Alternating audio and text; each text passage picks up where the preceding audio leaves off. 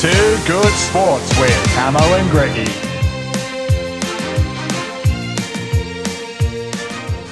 All right, welcome folks to Too Good Sports from the Pavilion. It's our new look, Greg. Looks pretty flash. It does. It's a bit too flash for us too.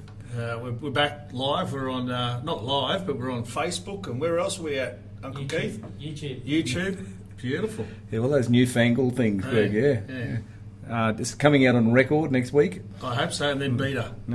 But let's get into the cricket. Yeah, let's get into it. It's probably, we were just talking beforehand, our most anticipated time of the year, probably every few years actually. The Ashes is coming up and we'll get to that.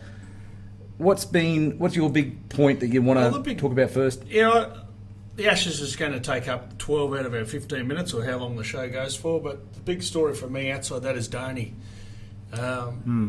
India's the biggest population in the cricket hemisphere. Himself and Kohli, the two biggest players from that country, and Dhoni's decided to have a rest and he's decided not to go over the West Indies for the 50 over and the 2020 internationals between the two countries. I struggle to see whether he'll come back. He hasn't said he's retired, but to me that's a big indication. Do you think the decision was purely his? He said he wanted a bit of a break. Do you think they might have said, how about you have a break? But he doesn't do... When you say that, I understand where you're coming from, but he's not going to play in the Test series over there. He doesn't really play much local cricket, in the Indian League, so there's not really much for him to go back to. So my thoughts are that if I was him, I'd play because you don't play. You give the youngsters a go. You give Shaw a go. They've got quite a few keepers that are very good bats. So I think I wouldn't have done it if I was him. Yeah, look, I think they're going to afford him the opportunity to he's not going to get dropped. He's going to come out and do it on his own accord. I think he's deserved that right. Yeah, in saying that, the next World Cup's obviously 4 years away. I don't think he's going to be there. I think he'll be 41 by then. So I don't think he's going to be there for the World Cup from a 50 over point of view. And from a 2020 point of view, the next World Cup... Yeah. Well, no, the next World Cup for the 2020 is in 2020 in Australia. So the next World Cup, it's late. So I think it's November or something in Australia. So he's got to get another 18 months out of his career. That's possible. Look, the competitor that he is, he would have been disappointed with his last international performance in the semi-final against New Zealand. Yeah, he tries to set it up for a last two for anyone else to do it. He has succeeded when he has been not out at the end. They've won 47 out of 48 games when he's been not out at the end. Incredible, isn't it? But he was out, obviously, so, yeah. All right, well, we talked about the Ashes coming up. Yep. Only a few days' time. When this comes out, probably a day or two. The Ashes squads have been named. Australia had a 25-man squad. They obviously had the shootout. Yep. And they've narrowed it down 17 players now. 17, yep. What do you think of that squad? Surprising or pretty predictable? I think it was very predictable. Yeah, me too. Yeah. I don't necessarily think that I think there was possibly other players that could have made it, but the 17 was pretty predictable. Probably Nessa was the bit of surprise packet. I'm happy. I'm ecstatic. I think he deserves to be there, especially in England conditions. But he's about the only surprise packet. Siddle keeps going at the age of 85. They love him, don't they? Yeah, they do love Siddle. He had a good run last series in Australia. He had about 4 12th man jerseys. So. Yeah, and he does do well over in England. He plays over there. He has played ball. Yeah, he plays over there in the county comp. But still, I think when you look at it, he's the 5th pick bowler, at least 5th. Look, he's a workhorse, but a workhorse is another name for a bloke who is probably not going to get a run too. I would say so. The English squad was just named a little bit afterwards. Yeah. Their 14-man squad. They've named a 14-man squad, yeah. It's a strong squad, obviously, as always. The beauty of English side is that they've got a lot of all-rounders, including their wicket-keepers, as in their wicket-keepers can bat anywhere from opener to 7. So there's a lot of depth in that batting lineup with the wicket-keepers. Then you've got somebody like Stokes that just gives you an automatic batsman and bowler. And something I think we talked about a couple of weeks ago, Australia have been trying to manufacture an all-rounder, and we just can't. We can't. I think we'll go through it in depth, but I just think England's biggest issue is that the top order. let's do it now. Let's go through the England side Okay, first, the yeah, hosts. yep. Before we do it, Greggy, you've gone over there and watched Test cricket at this ground, Yep. Edgbaston. Tell us a bit about the ground for the people who may not know, and Australia's record. It's in Birmingham. Don't know if I need to say more about that. It's the next city to host the Commonwealth Games. I don't know how. So it's in Birmingham. Aston Villa play in Birmingham. Birmingham City play in Birmingham, believe it or not. The ground itself, Australia hasn't won there since 2001. It's very, very, the Barmy Army are at their absolute, it's a real in-your-face sort of ground. Yep. It's very loud. They're right in your face. They sing a lot of songs. It'll be intimidating to an extent, especially seeing Australia hasn't won there since 2001. They struggle against that swinging ball early. You've really got to get through Edgbaston. The key is getting through that first session and a half. Richard Ellison used to trouble them too for those in the early 80s. If you can get through that first session and a half, the team batting first, a big show. So the toss is, no, I mean, it's always important, but this is extra important, I guess, eh? Yeah. If you win it and bat and you're 1 for 80 at lunch, I don't think you can get beat. Yep. All right, let's go through it. You walk us through what you think the side's going to be and why. The English side, I think they'll open with Roy and Burns. That's a given. Yep. I like that from an Australian point of view because I think Burns goes at the ball very hard, and I think the Australian bowlers are capable of getting him early because of that. And Burns is struggling. He played really well last year. Surrey, I think he's county, played really well for Surrey. He deserved his selection for the English side, but he hasn't really done a great deal once he's been selected. And they're struggling with openers. So that's going to put pressure on 3 and 4. The rumour going around is Denley will bat at 3. Denley played over here in the 2020s. I haven't seen much of him, but yet again, he hasn't done much. So I think the top 3 are very, very raw. Yep. And that's where Australia can take advantage. They can get them out early and get Root out there early. That's what they want to do, obviously. That's what you want to do any time. A bit like Australia a couple of years ago when we lost a lot of our depth, especially in our top 5. Yep. The similar things happening, isn't it? Yeah, so I think Root will bat 4. Then it's I think Stokes, Butler and Bairstow. I don't know what order yet. Bairstow bats better at 5, but seeing he's keeping, they might put him at 7. It'll be Stokes, Bairstow and Butler. 8, they're talking Ali, Mo and Ali. And then 9 Wokes, 10 Broad, 11 Anderson. And that means Archer misses out, Curran misses out, and Stone misses out. Now, Ollie Stone won't play. I don't think they'll pick him. Sam Curran's a left arm bowler, so there's a possibility of him playing, but I think he's, when I say possibility, just because he's a left arm bowler, I don't think they'll pick him. So it comes down whether they play Archer, and if they play Archer, it means either they've got to move everyone up one and Denley doesn't play, or something like Butler's got to miss out. I don't think that'll happen. What do you reckon? Look, I wasn't surprised when Archer was named in the 14. Yeah. But I was hoping, as just a cricket lover. Yeah, I'm hoping he does get in there and make it pretty interesting. Him and Anderson opening with Stuart Broad at first change, I would have assumed, and Wokes. Look, they've got some riches in that area. You mentioned earlier that they're probably struggling, or not struggling, but they don't have that depth at the moment in their probably top 4. Yeah. But so I think they'll go for a bit more strength in that middle order because of that. In saying that, they've got some interesting choices there, haven't they? We looking at Wokes before. I think he's got a Test batting average of about 31. Yep. Ali's scored Test hundreds, so they do have some depth there in that area. It'll be interesting. I just think if they pick Archer and Broad and Anderson and Wokes, they've got 4 pace bowlers plus Stokes. That's 5 pace bowlers. I think they only need 4 pace bowlers. Yep. So that's what I think Ali's a big chance of playing. Yeah, I think unfortunately for Archer, he'll miss out. But there's a 5-test series, and the key with the 5-test series is that it's played only over 6 weeks. And I don't know if Broad and Anderson are going to get through 6 weeks, 5 test matches in 6 weeks. Yep. So I think at some stage Archer will play in this series. Yeah, particularly Anderson, he's coming in after an injury cloud, isn't he? Yep. Look at the Australian team now, Greg. Yeah, definitely. It's the side, as we mentioned, they had a warm-up game against each other. A couple of guys stood out, but the batsmen probably, in general, didn't go that well. That was horrible, wasn't it, from a batting perspective? I think Bancroft got 90-odd to win the Australia A, or whatever team they called themselves. And I think Warner got 58, or something like that. And in the first innings, Labuschagne might have got 41 or something like that. Yeah. Outside that, it was just a bowler's paradise. Well, I think Langer would have been pulling his hair out because he would have wanted to see some form with the bat. So we've agreed that Warner will open the batting. Yep.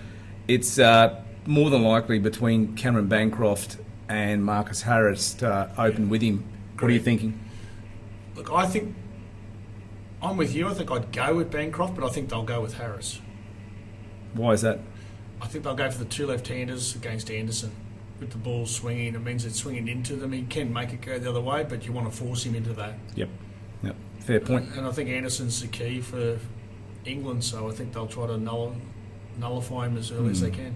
Yeah, he's going to be dangerous, isn't he? Because this is his last hurrah. Yeah, he's 55 next time. So. And no, he's always caused headaches, hasn't he, for Australia over there in particular. Number 3, you would imagine to be Usman Khawaja. Yeah. There's an injury cloud over him at the moment. Who will be... let's talk about that in a minute. We'll go to number 4 with Steve Smith. We'll go back to Khawaja. Yeah. 4 will be Steve Smith, unless he falls over at training or something like that. 5 will be Travis Head. I think he's got a batting average of about 60. Yep. And then we get to number 6, and that's our other contentious position. It is, isn't it? Yeah, what do you think there? Yeah, it's either Labuschagne, however you want to pronounce it. Wade and your man, your love affair with the Marsh brothers. This is one of your Marsh men. Mitchell version of it. So it's those 3 playing for the one position. Now, my personal opinion is that you've got to play an all-rounder because it's a 5-test series over 6 weeks. So based on that, you've got to pick either Marsh or Labuschagne. They've always struggled, England, against good leg spin bowling. Now, Labuschagne's not a great leg spin bowler, but he is a leg spin bowler. And I think he's capable of getting somebody like Joe Root out if the medium pace bowlers struggle. And I think Labuschagne's capable of a 2 for 40 or a 2 for 50. Yeah. Change a game. And I don't know, with Marsh, he hasn't done it before. No. Well, that's been the problem, hasn't it? For a number of years now, he's been the great white hope, and he hasn't produced wickets especially. He had a little bit of a purple patch a couple of years ago where he got a couple of hundreds against South Africa, I'm pretty sure. But that got us all excited, but nothing really came from that. I'm actually really surprised that he was initially in the 25. Yeah, so was I, actually. I was surprised that he was there. And I thought they left that sort of... He did really well in that Australia, all the Haddon game, Haddon-Hick game. He did well there. I think you said he got 5 for there. He did, yeah. And got 30-odd. But so you're going Marsh? Look, I would imagine that they'll go Wade, and that's just because Justin Langer's come out and said he can't do any more. So if the head coach has come out and said that, I'm thinking they're going to go with him. I agree with you. I think that Labuschagne would be great, and he's proven in Australia. He's gone pretty well with the bat, and over in against Pakistan in the United Arab Emirates a year ago, he didn't go bad. I think he got a couple of 50s, but I'm thinking that they're going to go Wade, and he's probably deserved his chance. He's only got a Test batting average of 32, I think, Greg, something like that. It's not a but he can't do any more, can he? But he's a 10 times better cricketer than when he last played for Australia. Yep. So if you picked him before, then you've got every chance that you'd say, well, he's improved, we should pick him again. As I keep saying, the issue I have with them picking Wade is it really leaves them with 4 bowlers. It means you don't need real part. I think Labuschagne's a better bowler than Head. So I just think having somebody like Labuschagne, I know Marsh, they go, oh, well, he bowls 15 overs, but 15 overs, none for 40 doesn't help you. No, it doesn't, no. And very rarely, like you said, he very rarely gets a wicket. We go to 7, and Tim Payne, obviously the captain, will be there. We then come to our bowlers, and usually this is the easy one to pick. There's only one contentious spot there that we think, anyway. Do you want to talk us through that? Yeah, I think it's Patterson versus Hazelwood. Hazelwood's been out for a long time. He's only just come back over the last month and a half. He's a bit of a hit-the-deck bowler. He's not a huge swinger of the ball. Patterson can swing the ball. He swings it both ways. And he's done well over the last 2 months, Patterson, for Australia and all that. I'd be picking Patterson. I think he's a very capable bowler. He's been proven in English conditions. He swings it both ways, as I said. And he also is half-handy number 8 or 9. Yep. All right, so that would bolster the batting. Yeah, I don't think that should be the consideration. No, but in saying that, it's something at least out of it. So Yeah, as I said, it's 5 tests, so you think that both would get a go. They're all going to get a run, aren't they? But I would start with Patterson in the first test at Edgbaston. All right. Let's go back to, we mentioned Kawaja. Yeah. I think I saw him running yesterday on one of the... Him running, or was it like he's not a big runner? No, well, he was going through the paces with the trainer just to see how he's going. He looked like he was moving pretty well to me. Not that I've got anything to do with it, but I would say he'll be there. But if he's not, what happens there at number 3? That was a big problem when the UAE a year ago. I agree with our EP. I'd put, that's the executive producer for the new people from the pavilion, the Keithy. I agree. I'd put Smith at 3. If Kawaja's out, I'd put Smith at 3. That would move Head at 4. I'd bring Wade in then. Wade at 4. Okay. I'd put Wade at 4. I'd leave Head and Labuschagne in their position. Yep. Yeah, I don't mind that. Yeah, so that's about it. All right. What about your prediction? Well, look, okay. Well, it's the start, isn't it? Like you said, if I think if Australia can go out there and bat and get confidence, especially, I think it's going to be Bancroft, and he can go out there and get a bit of confidence and Warner, and we put on a decent start in the first day. I think Australia can definitely win this. I think I heard Australia at $2. Is that right, EP? Yeah.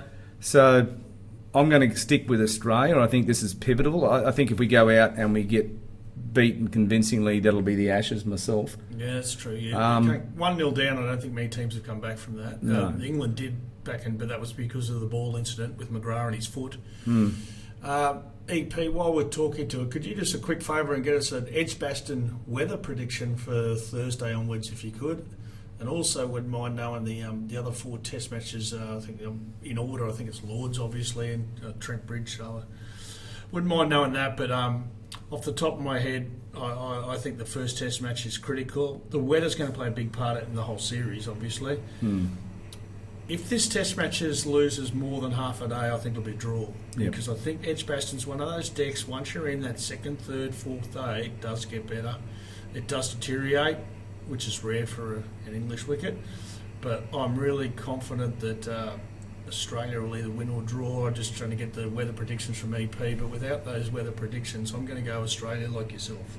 I think what Australia have to do, and they haven't done it well, particularly in the last few years, and particularly in overseas in the Ashes, they have lost bundles of wickets. They can't withstand losing a wicket and rebuild again. That's the best comment I've heard all day. And so they've got to learn to do that. They've got to be able to can't come back from rebuild. 4 for 20. No, they've got to rebuild. And I think that Smith coming back, he's going to have a point to prove, probably even more than Warner.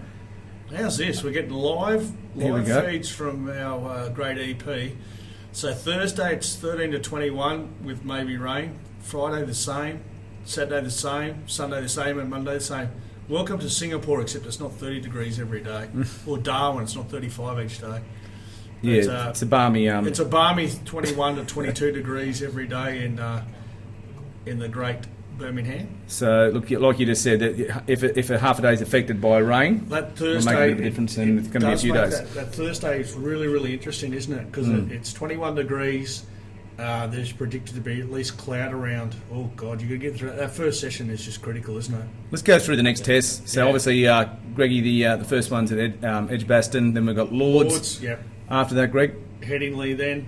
And then off to Old Trafford. I forgot Trent Bridge wasn't, because the Oval's always the last test match. So, yeah, that's interesting. Headingley's also one that we've struggled from time to time. I'm glad we're not at Trent Bridge, because that's over time. Broad's had a great series there, but Leeds will be interesting. Headingley, the crowd, the Barmy Army that's Yorkshire's home ground, so the Barmy Army will be absolutely primed there. Lords, we have a really good record there. If we can come out of a draw in the first test, I know it might be a bit negative, but we come out of a draw in the first test, our record at Lords is, I think we've only lost once there in the last 80 years. So, I'm hoping that we do come up with a victory, but a draw would be suffice for me. Right, I'm going top run scorer for Australia, Travis Head. Top wicket taker, Nathan Lyon. Yourself? Top run scorer, David Warner. Most wickets, Pat to the Cummings. All right, well, that's us for our new look from the pavilion. Too Good Sports, thanks for joining us. That's 19 degrees right at the moment, Edgbaston. Prediction, no precipitation Yeah. at all. Or rain. Thursday, if you have a quick look at Thursday there, EP, can you flick across to the Thursday there down the bottom there? The Thursday, that's the Saturday. He does EP's struggle, yeah. He does struggle. So Thursday, 40% chance of rain on the Thursday. Friday, what's our percentage chance there? Not that it matters because it, you only need 1 day predictions over there. So they're averaging, their predicted rain's about 40% the whole way through, I'd say. Yeah. So, Rain and then clearing to drizzle, and that's England in a nutshell, isn't it? it is, isn't it? Well, Greggy, Look at the balmy Wednesday, 18. Well, that's our first time with our new format, and I'm glad he put up some things that were normal. I was a bit worried what we might get in front of us, but lucky he hasn't got that computer with him today. no, that's at home. All That's right. in the bedroom. Well, here's to hoping for a win by the Aussies, and it's a long time coming. We've predicted it at $2. Yeah, we're going to have a go this week, aren't we? Yeah, we'll have a go. We're on the Aussies. So there you heard it. Travis Ed, Pat Cummins, Nathan Lyon, and David Warner. Yeah, we'll see how we go next time we're talking to you. Check us out on YouTube, Facebook, and of course our socials as usual on Facebook and Instagram. Thanks for joining us. Yeah, we'll talk a bit about Dhoni too on for those out there that want to have a say on Dhoni and whether he should retire or not. We'll talk it up. We'll put a bit of a voting out there for people. Cool. All right. Until next time, but thanks for joining us from Two Good Sports from the Pavilion. Yeah, play late cut.